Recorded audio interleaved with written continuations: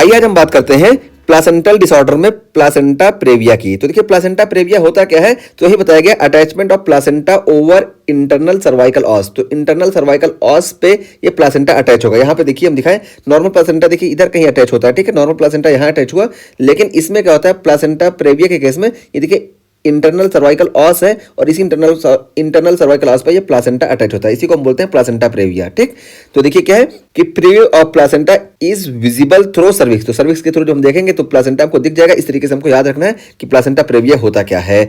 और उसके बाद फिर इसके रिस्क फैक्टर की बात की कि पीरियड सी सेक्शन या मल्टीपेरिटी इसका रिस्क फैक्टर हो गया।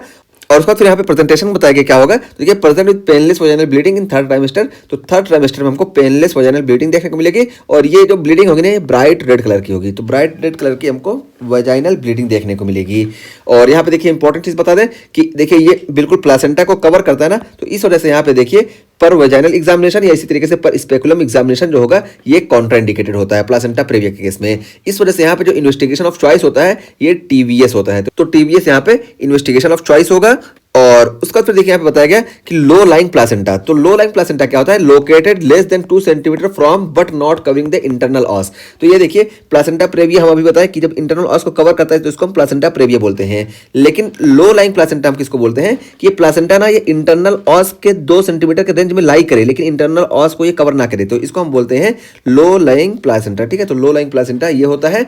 अब ये देखिए यहाँ पे यही बताया गया कि located less than 2 centimetre from but not covering the internal cervical os. तो यही चीज हम बताएं। अब ये देखिए इसका जो ओल्ड क्लासिफिकेशन था ना उस पर भी हम एक नजर डाल लेते हैं। तो ओल्ड क्लासिफिकेशन में कैसे क्या था कि देखिए कि 2 सेंटीमीटर के रेंज में अगर लाई कर रहा है तो इसको हम लो लाइंग प्लासेंटा बोलते हैं और इसी को हम पहले टाइप 1 बोलते थे। ठीक है, तो टाइप 1 प्लासेंटा प्रेविया इसको बोलते थे। और टाइप 2 तब हम बोलते थे कि जब ये प्लासेंटा ना यहाँ सर्वाइकल ऑस तक पहुंच जाता था, ठीक है, इंटरनल सर्वाइकल ऑस तक पहुंच जाता था लेकिन इस पे ओवरलैप नहीं करता था, तो इसको हम टाइप 2 बोलते थे। और टाइप 3 बोलते थे, T3 या टाइप 3। ये देखिए प्लासेंटा है ना ये पार्शियली इसको कवर कर ले, ठीक है, इंटरनल ऑस को, तो इसको हम टाइप 3 बोलते थे।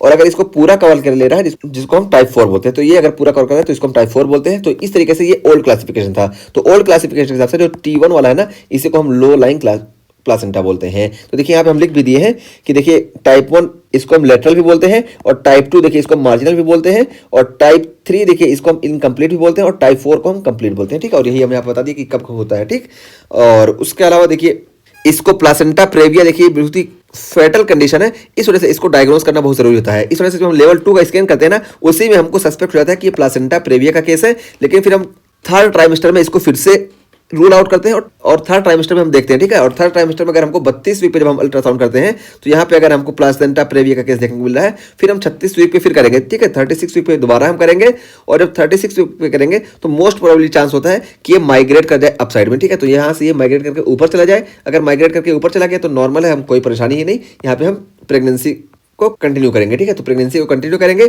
लेकिन अगर 36 वीक पे भी ना ये प्लासेंटा यहीं पे लाई कर रहा है और हमको वासा प्रेविया देखने को मिल रहा है तो यहाँ पे हम LSCS कर देंगे। ठीक है, तो लोअर सेगमेंट सिजेरियन सेक्शन हम कर देंगे अगर 36 वीक में भी हमको प्लासेंटा प्रेविया देखने को मिल रहा है। ठीक है, तो यही है कि अगर पूछा जाए हमसे क्वेश्चन में best time to rule out placenta previa तो ये थर्ड ट्राइमेस्टर में हम इसको रूल आउट कर लेते हैं। ठीक, तो इस तरीके से हमारा ये प्लासेंटा प्रेविया का टॉपिक कंप्लीट हो गया। अब यहाँ पे देखिए 2-3 चीज इंपॉर्टेंट हम और बता दिए कि मोस्ट कॉमन माल प्रेजेंटेशन हमको जो देखने को मिलती है प्लासेंटा प्रेविया के केस में ये ट्रांसवर्स लाई देखने को मिलती है और फॉलोड बाय बीच प्रेजेंटेशन, ये मोस्ट कॉमन माल प्रेजेंटेशन हो गया। और देखिए इस प्लासेंटा प्रेविया में हमको प्लासेंटा स्पेक्ट्रम पॉसिबली देखने को मिल सकता है। ठीक है, तो ये जो है तीनों में से कुछ भी देखने को मिल सकता है, पॉसिबिलिटीज की होती है। और Stallworthy sign seen in posterior variety of placenta previa. तो ये सबसे पहले हम बताएं स्टार वर्दी साइन क्या होता है कि जब यहाँ प्लासेंटा प्रेविया का केस होता है ना तो जब हम फीटस को प्रेस करेंगे ना तो फीटल हार्ट रेट जो होगा ये स्लो हो जाएगा। ठीक है, जब यहाँ पे वासा प्रेविया का केस है इधर से हम फीटस का हेड प्रेस करेंगे तो हमको फीटल हार्ट रेट स्लो देखने को मिलेगा और जैसे ही हम इसको रिलीज करेंगे फौरन फीटल हार्ट रेट जो होगा ये नॉर्मल हो जाएगा। तो इस तरीके से हम स्टार वर्दी साइन के जरिए भी प्लासेंटा प्रेविया को चेक कर सकते हैं। लेकिन कंफर्मेटरी डायग्नोसिस अल्ट्रासाउंड के जरिए करते हैं और उसी की तरह हम फॉलो करते हैं। और ये स्टार वर्दी साइन ये मोस्टली हमको देखने को मिलता है posterior variety of placenta praevia.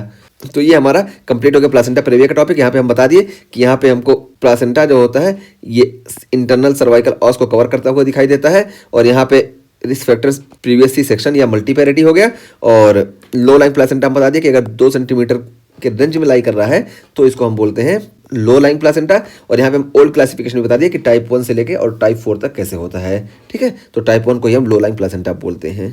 और यहाँ पे बताएं कि पर वजाइनल और पर स्पेकुलम एग्जामिनेशन कॉन्ट्राइंडिकेटेड होता है, इस वजह से इन्वेस्टिगेशन ऑफ चॉइस जो हमारे यहाँ पे होती है ये TVS होती है।